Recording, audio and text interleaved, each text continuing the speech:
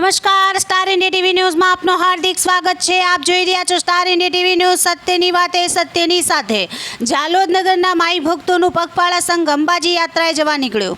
ખોડિયાર માતાના મંદિરે આરતી પૂજન અને ધ્વજાનું પૂજન કરી ઢોલ નગારા અને ફટાકડા અને ભવ્ય આતિશબાજી સાથે નીકળ્યો। જાલોદ નગરમાં વાયરસ ગ્રુપ દ્વારા છેલ્લા 24 વર્ષોથી પગપાળા યાત્રા સંઘ અંબાજી મંદિરે જવા આયોજન કરવામાં આવે છે। આ પગપાળા યાત્રા સંઘ 2000ના વર્ષથી ચાલે છે। ફક્ત 5 વ્યક્તિઓથી ચાલુ કરવામાં આવેલ આ યાત્રાએ આજે મોટું રૂપ ધારણ કરેલ છે।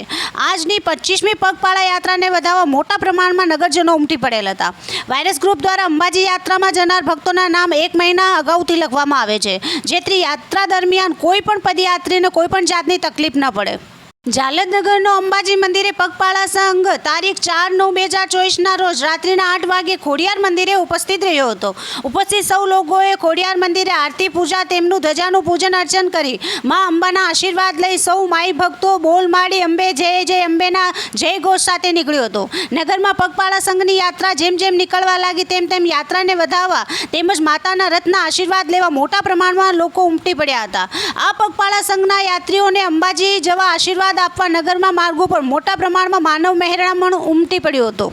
પગપાળા સંઘ જેમ જેમ યાત્રામાં આગળ વધતો જતો હતો તેમ તેમ નગરના દરેક માર્ગો પર મા અંબાના આશીર્વાદ લેવા ભક્તોનો ઘસારો જોવા મળતો હતો। નગરના દરેક માર્ગો પર પગપાળા સંઘ બેન્ડવાજા અને નાસિક ઢોલના તાલે નીકળતા માઈ ભક્તો નાસ્તા ઝૂમતા જોવા મળતા હતા।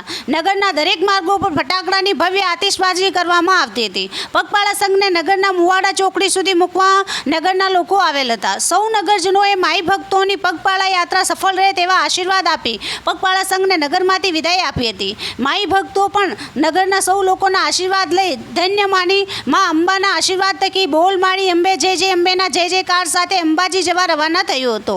Star India TV news Jhalod reporter Pankajbhai Pandit, જિલ્લા દાહોદ।